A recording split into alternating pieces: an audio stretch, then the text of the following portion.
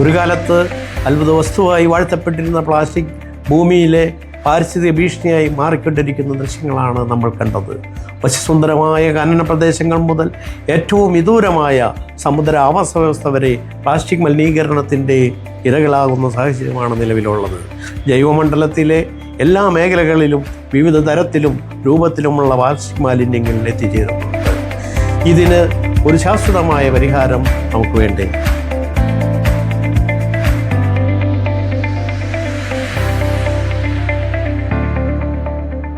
1500-ലധികം ഇനം സമുദ്രകര ജീവികൾ പ്ലാസ്റ്റിക് ഭക്ഷണമായി തെറ്റിദ്ധരിക്കുകയോ കഴിക്കുകയോ ചെയ്യുന്നു.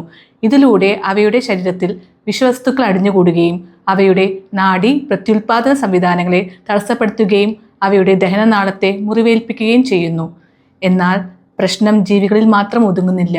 മനുഷ്യ അവയവങ്ങളിലും കുപ്പിവെള്ളത്തിലും ഗർഭസ്ഥ ശിശുക്കളുടെ പ്ലാസന്റയിൽ പോലും മൈക്രോ പ്ലാസ്റ്റിക് കണ്ടെത്തിയിട്ടുണ്ട്. പ്ലാസ്റ്റിക് മലിനീകരണം കാലാവസ്ഥാ വ്യതിയാനത്തിന് കാരണമാകുന്നു. ആഗോളതലത്തിൽ ഹരിതഗ്രഹവാതകങ്ങൾ വർദ്ധിച്ചു വരുന്നതിന് പ്ലാസ്റ്റിക്കിന്റെ ഉൽപാദനവും അതുമൂലമുണ്ടാകുന്ന മലിനീകരണവും കാരണമാകുന്നു. 2060 ആകുമ്പോഴേക്കും ഇത് ഇരട്ടിയാകുമെന്നാണ് കണക്കുകൾ സൂചിപ്പിക്കുന്നത്. പ്ലാസ്റ്റിക് മലിനീകരണത്തിനെതിരായ പോരാട്ടത്തിന് വ്യക്തി, സമൂഹം, വ്യവസായം, സർക്കാർ തുടങ്ങിയ എല്ലാ തലങ്ങളിലും നടപടി ആവശ്യമാണ്.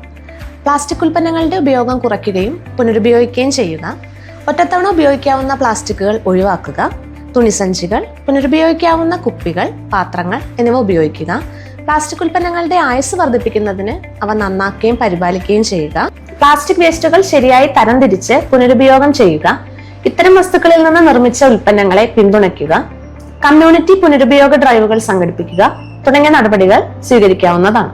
പല രാജ്യങ്ങളും ഒറ്റത്തവണ ഉപയോഗിക്കുന്ന പ്ലാസ്റ്റിക്കുകൾക്ക് നിരോധനമോ നികുതി ഏർപ്പെടുത്തുകയും EPR നിയമങ്ങൾ നടപ്പിലാക്കുകയും ചെയ്തിട്ടുണ്ട്.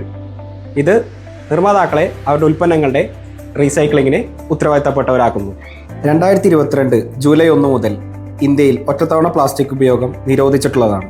കൂടാതെ പ്ലാസ്റ്റിക് വേസ്റ്റ് മാനേജ്മെന്റ് റൂൾ 2016 പ്രകാരം കേരള സംസ്ഥാനത്ത് പ്ലാസ്റ്റിക് പാക്കേജിംഗ് നിർമ്മാതാക്കൾ, റീസൈക്ലേഴ്സ്, ബ്രാൻഡ് ഓണേഴ്സ് എന്നിവർക്ക് EPR രജിസ്ട്രേഷൻ ഏർപ്പെടുത്തിയിട്ടുണ്ട്. ജൈവവിസർജ്യ വസ്തുക്കളുടെയും പരിസ്ഥിതി സൗഹൃദ പാക്കേജിന്റെയും വികസനത്തിനും ഉപയോഗത്തിനും പിന്തുണ നൽകുക. ഉദാഹരണത്തിന് മുളനാരുകൾ കൊണ്ടുള്ള സാനിറ്ററി നാപ്കിനുകൾ, പാള, ചിരട്ട, വാഴ പോലെയുള്ളതിൽ നിന്നും വികസിപ്പിച്ചെടുക്കുന്ന ഉൽപ്പന്നങ്ങൾ തുടങ്ങിയവ. പ്ലാസ്റ്റിക് മലിനീകരണത്തിന്റെ അപകടങ്ങളെക്കുറിച്ചും ഉത്തരവാദിത്വമുള്ള ഉപഭോഗത്തിന്റെയും നിർമ്മാർജ്ജനത്തിന്റെയും പ്രാധാന്യത്തെക്കുറിച്ചും പ്രചരിപ്പിക്കാം. ബീച്ച് വൃത്തിയാക്കലുകളിലും കമ്മ്യൂണിറ്റി മാലിന്യ സംസ്കരണ പദ്ധതികളിലും പങ്കെടുക്കുക. മാലിന്യം കുറയ്ക്കുന്നതിനുള്ള ഏറ്റവും ഫലപ്രദമായ മാർഗം മാലിന്യം സൃഷ്ടിക്കാതിരിക്കുക എന്നതാണ്.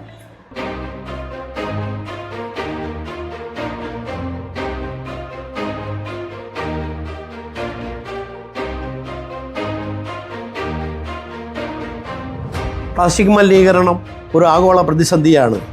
പക്ഷേ അത് മറികടക്കാനാവാത്തതല്ല. നമ്മുടെ ശീലങ്ങൾ മാറ്റുന്നതിലൂടെയും നവീകരണത്തിലൂടെയും ശക്തമായ നയങ്ങൾ ആവശ്യപ്പെടുന്നതിലൂടെയും വരും തലമുറകൾക്കായി നമ്മുടെ ഭൂമിയെ സംരക്ഷിക്കാൻ നമുക്ക് കഴിയും.